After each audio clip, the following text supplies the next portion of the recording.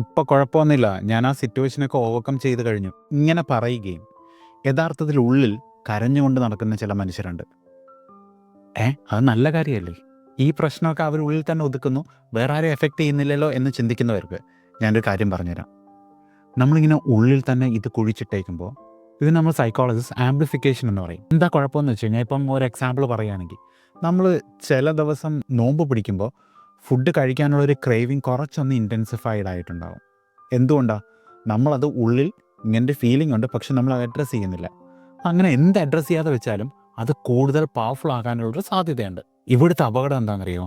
നമ്മൾ ഈ pain process ചെയ്യാതെ ഉള്ളിൽ തന്നെ വെച്ചേക്കുമ്പോൾ ഇത് കൂടുതൽ സ്പേസ് അഡോപ്റ്റ് ചെയ്ത് തുടങ്ങും. ഉള്ളിൽ ഒതുങ്ങാതെ വരുമ്പോൾ എന്ത് ചെയ്യും? ഇത് പതുക്കെ പുറത്തേക്ക് ഒഴുകും, നമ്മുടെ പ്രിയപ്പെട്ടവരിലേക്ക്.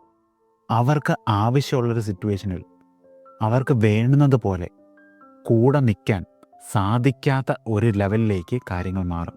ആ പെയിൻ പ്രോസസ്സ് ചെയ്യുമ്പോഴാണ് യഥാർത്ഥത്തിൽ നമുക്കത് ഫീൽ ചെയ്ത് തുടങ്ങുന്നത്. പക്ഷേ ഞാൻ വേദനിക്കുന്നുണ്ടല്ലോ എന്നായിരിക്കും ചിലർ പറയണേ. യഥാർത്ഥത്തിൽ അങ്ങനല്ല. വളരെയധികം വേദന കൂടുതലായിരിക്കും നമ്മളത് പ്രോസസ്സ് ചെയ്ത് തുടങ്ങുമ്പോൾ. നമ്മുടെ ഇൻസെക്യൂരിറ്റീസ് എൻ്റെ കുഴപ്പമാണോ, ഇതിനൊക്കെ ഞാനാണോ കുറ്റക്കാരനെന്ന് ചിന്തിക്കുന്ന ലെവലിലേക്ക് കാര്യങ്ങൾ മാറിയേക്കാം. ഇതെല്ലാം പ്രോസസ്സ് ചെയ്ത് വന്നാൽ മാത്രമേ ആ പെയിൻ ഹാൻഡിൽ ചെയ്ത് തുടങ്ങിയിട്ടുള്ളൂ.